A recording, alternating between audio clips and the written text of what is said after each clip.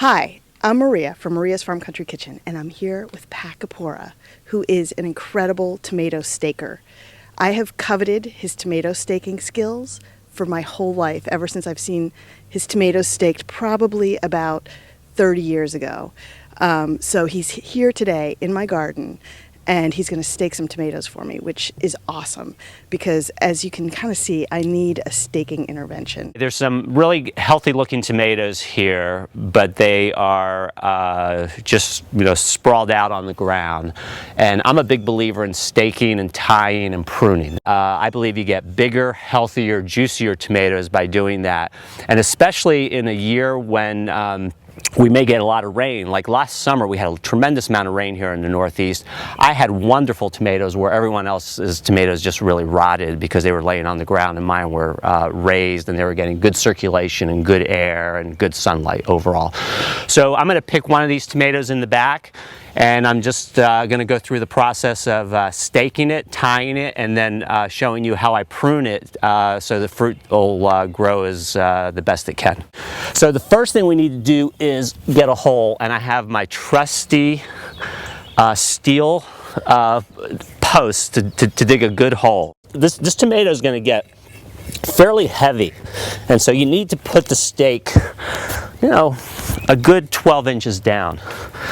So I made a hole, I opened it up as much as possible, and then I'm just going to put this bamboo stake in, which is about just the perfect size, and then I'm just with my foot, I'm just going to tamp it down.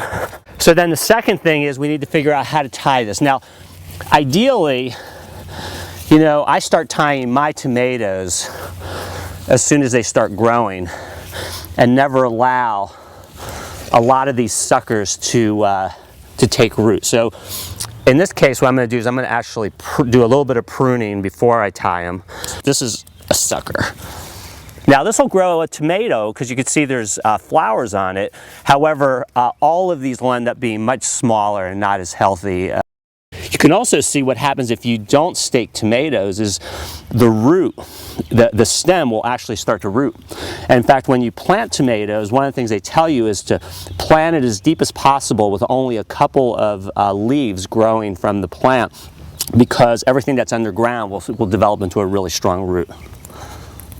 Good gardening in general is it's a little brutal. I mean, you have to... Absolutely. You have to be willing to... Absolutely. I think, pruning is critical, and if you don't prune, the plant isn't as healthy. So you can see I just go to the garden center, get like a nice roll of twine. This will last me all year long. And, and I tie a lot of things. So the first thing I want to do is get one down here at the base. Get it around a couple times.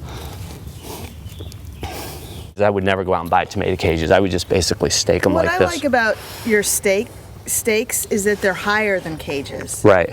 And it seems like if tomatoes are really good and healthy, they want to go higher than a cage. Right. And these are probably, I could tell from the size of these are indeterminate, which means that they'll just grow forever. Yeah. The main reason for tying it is to get as much air circulating and sun sort of getting to to the leaves and to the fruit. When they're all on the ground, it's not going to get maximum sun. It's not going to get maximum ventilation. So once you have things staked, it's a lot easier to just cultivate the soil. If you have, that helps with weeding too. It helps with weeding also, of course. And if you have compost or any other nutrients that you want to add, it's very easy to do.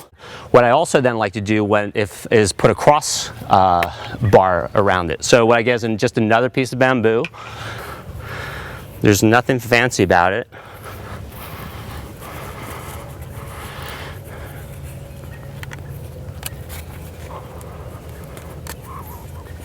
And we'll just tie this up here as tight as possible so it doesn't shift.